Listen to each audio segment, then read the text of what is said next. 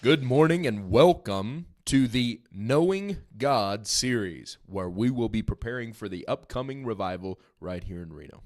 Today we're going to look at a few verses in John chapter 10. It's Jesus talking here about the parable of the Good Shepherd, and this is going to tie into knowing God because Christians are like sheep, and Jesus is our shepherd. And we're going to talk about the relationship between the sheep and the shepherd, how the sheep know the shepherd and how the shepherd knows his sheep, and what makes Jesus the Good Shepherd.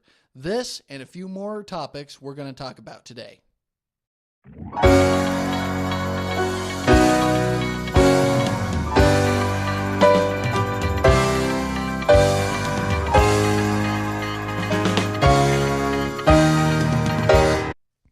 Cut that there.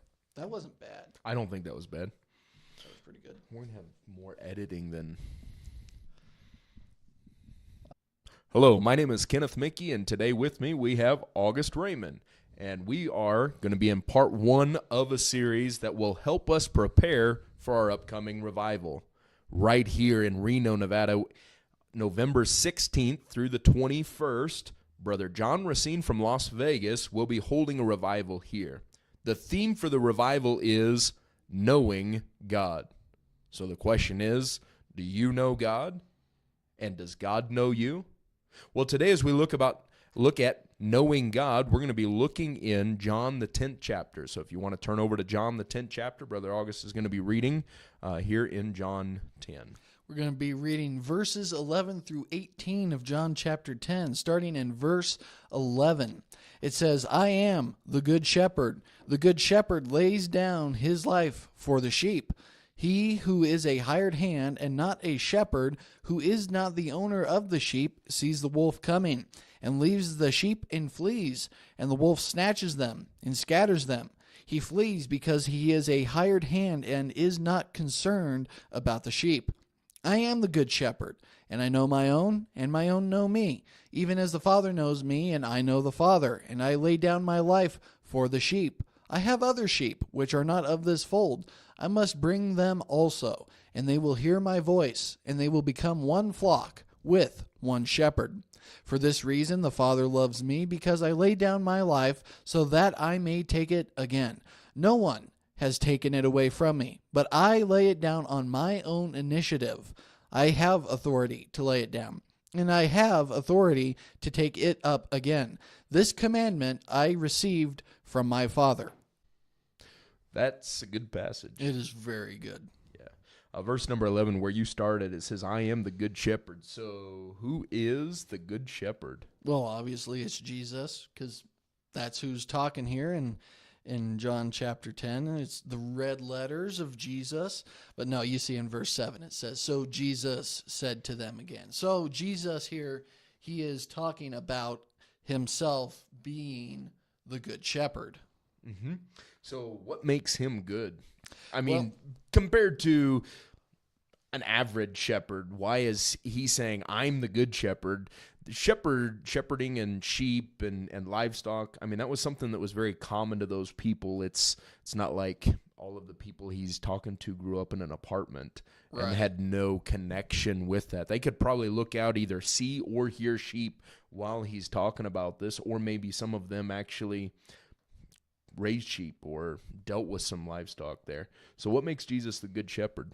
Well, he says in verse 11 there that the good shepherd lays down his life for the sheep. So the good shepherd obviously lays down his life, and he kind of clarifies that in the next couple verses. You know, in verse 12 he says, he who is a hired hand and not a shepherd, who is not the owner of the sheep, when trouble comes, that guy's going to run. Mm-hmm. Is that his sheep? No. So he doesn't care about the sheep. He's just there to get the shekels. Sure. He's there for a day's pay. It's like someone who works for a company and something happens and they're like, well, you know what? That's not my problem. I don't own the place. I'm not in charge of anything around here. I have no stake in it, so I don't care. So you're saying the big difference would be like Jesus is invested in them, and he cares about his sheep. He loves his sheep. Right. He's willing to provide the best for his sheep and not just get them on to another day. Oh, we throw them some feed and walk away. Right. No, he actually is invested and cares about his sheep. Right. He's invested. He owns them. The hired hand doesn't. He's just there for the money. He could care less about what happens. So that guy, the hired hand, he's not a good shepherd. So like you were mentioning there, that verse 14, I am the good shepherd. Jesus again reminds them that he truly is the good shepherd, not just a average shepherd, but he is the good shepherd. Verse 14, the second part says, I know my sheep and I am known by my own. That's interesting. What would that mean? Well, he kind of talked about this already in the first 5 verses of John chapter 10. He says in verse 1, truly I say to you, he who does not enter by the door into the fold of the sheep, but climbs up some other way, he is a thief and a robber. But he who enters by the door is a shepherd of the sheep. See, the sheep know the shepherd because the shepherd always enters the same way every time. Now, these sheep, this guy who's coming in, he's coming in a different way. He's approaching them different. If you look at verses 3 through 5, Jesus is talking about how the sheep recognize the voice of the shepherd. Now, when this stranger tries to call to them, they're not going to recognize him because that is not the shepherd's voice that they know. And it says in verse 5, a stranger they simply will not follow, but will flee from him because they do not know the voice of strangers.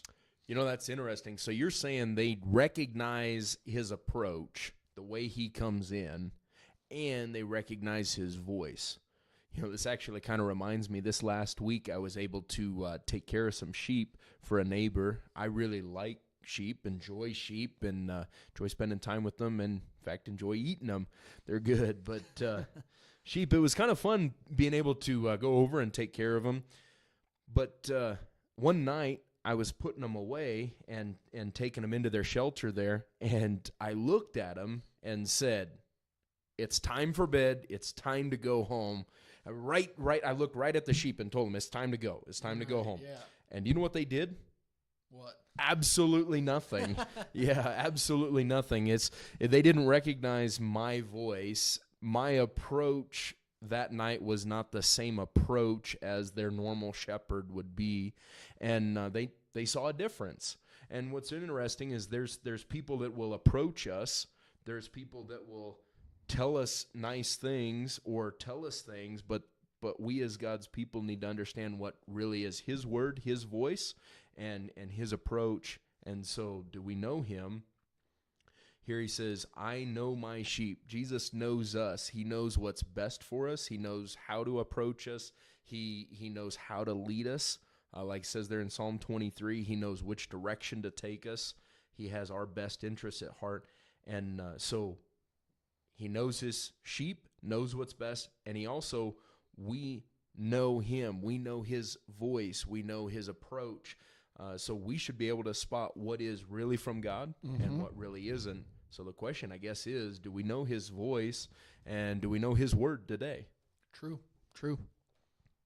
Okay, continuing on in verse 16, Jesus says, I have other sheep which are not of this fold. I must bring them also, and they will hear my voice, and they will become one flock with one shepherd. Who is the other sheep, or who are the other sheep? Well, I think he's trying to help them understand that Jesus' picture for the church, Jesus' picture for the kingdom, what he's trying to establish was not limited to one nationality. Here he is talking to the Jews specifically, and he's saying, I have other sheep. Well, Jesus came for the whole world. He came for the Gentiles. He came for you and for me. He came for everyone, and his goal is not necessarily to create all these little different flocks that are all divisive amongst each other, but he created one. He came to establish his church, his kingdom, and his one fold, and his plan includes the whole world. I mean, you think about John 3:16, for God so loved the world. You think about there in John chapter 1, where John the Baptist even says, "Behold, the Lamb of God, which takes away the sin of the world." He's trying to help them grasp this concept that it's not just about them, but yet he came for the whole world, but yet he came so that we could be united into one flock, one church, and one kingdom there. Right. So as we conclude here in verses 17 and 18, this reminds us again about the Good Shepherd.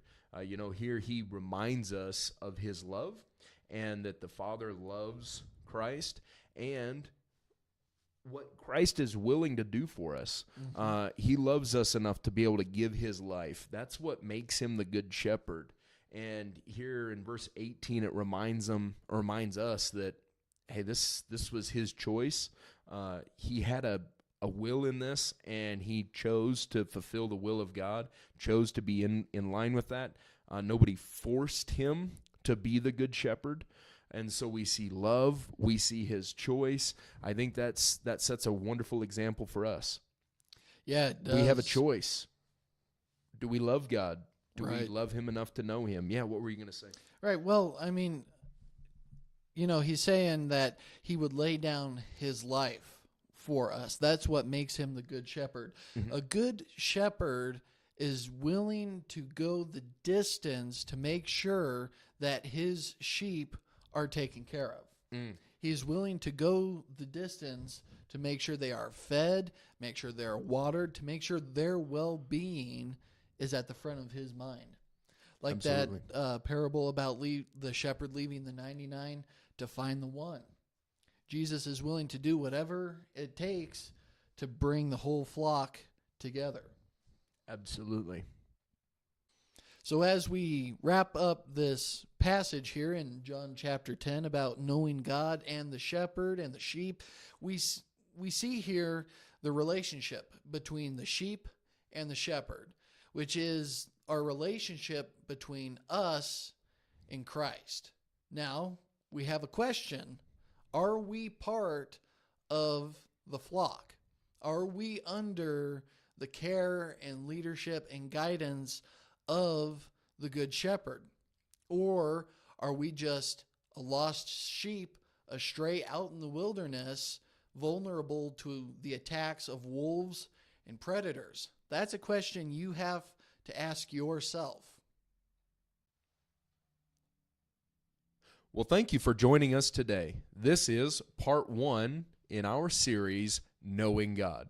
We're grateful that you joined us here this morning. When I say part 1 of our series, Knowing God, here we are trying to prepare for our upcoming revival here on November 16th through the 21st. Brother John Racine from Las Vegas will be coming and joining us November 16th through the 21st and helping us with the theme, Knowing God. So that's why we jumped into John 10 today. The Good Shepherd knows his sheep, and the sheep know the Good Shepherd. So our question is, do you know God? And is there anything that you can do to prepare to help know him better? We're going to be looking forward to revival here November 16th through the 21st right here in Reno, Nevada. The address is 1205 North McCarran Boulevard. That's 1205 North McCarran Boulevard, Reno, Nevada. You're welcome to join us live and in person, or join us online and join us at thechurchatreno.com, or you can search The Church at Reno on YouTube and join us there. That's November 16th through the 21st. So just as the sheep know the Good Shepherd, do you know God today? Thank you. Well, that'll do it for the show today. Don't forget to subscribe and hit that bell for notifications so you don't miss out on our next episode. And if you want to see more content like this, don't forget to like and share to all your friends, enemies, and neighbors. We'll see you next time. This show was brought to you by The Church at Reno.